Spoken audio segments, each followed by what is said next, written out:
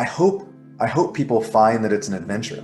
I mean, that's my what I wanted to do. I wanted to make an adventure movie. I wanted to make a quest film, and it's not a traditional adventure movie. It's certainly not Game of Thrones or Lord of the Rings, but it shares some DNA with those things. And I hope that the audiences appreciate and enjoy this sort of off-kilter quest that we've created. A24's The Green Knight was released in theaters on the same weekend as Disney's Jungle Cruise. The latter unsurprisingly topped the box office, but The Green Knight performed well enough, coming in second and even earning a few million over its weekend predictions. There is something both bizarre and oddly telling about a family movie based on a theme park ride compete for ticket sales against a capital A art film. But I think these two movies accurately reflect the current state of the theatrical experience and what today's audiences are looking for. The condition of the world has made escapist experiences more attractive than ever. And what could offer a better escape than a movie that's built around one of the largest tourist attractions in the world? Enjoying a film like Jungle Cruise scratches that itch we get for living in an alternate reality, one that's less pessimistic, hateful, or complicated. Disney is easy to rag on, but they know how to do escapism. And we need Jungle Cruise-esque movies to get by. If every film was an A24 art piece, we'd all be a deeply depressed and unbearably pretentious lot, and we're close enough to that reality already. Funny enough, one could call The Green Knight just as much of an escapist experience as your average Disney film.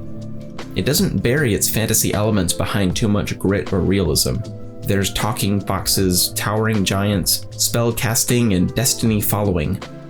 While it's still an art film through and through, it retains a sense of humor and playfulness that keep any claims of pretense from holding much weight. The Green Knight is a film I respect on many fronts.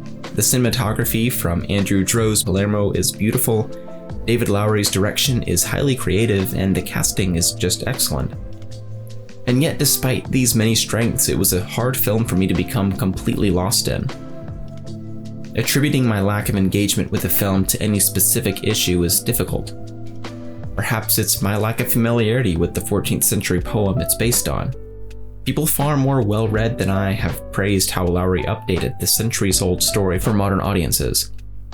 Perhaps it was the pacing of the film that kept me at bay, but there have been far more meandering films that I've loved. Perhaps, more than any other factor stemming from the movie itself, seeing The Green Knight in a theater is what kept me at arm's length. The value and importance of the theater experience has become a hotly debated issue during the pandemic. I have little new to add to the conversation, only my own experiences.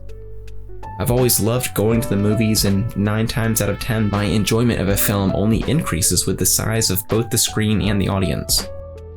Usually, the theater experience not only heightens the technical aspects of the film, but the narrative ones as well. I remember seeing 2015's Spotlight in theaters all on my own. Spotlight is a relatively quiet film where the style takes a back seat to the story, but seeing it in a theater only enhanced the nuance of the performances and the magnitude of the narrative. The Green Knight has the unfortunate luck of being released in a time when the act of going to a theater carries more weight than it has in a long while.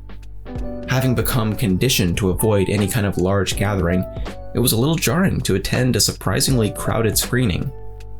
The Green Knight is a film dense with imagery and motifs that I'd struggled to decode even without the fear of a contagious virus looming over everyone.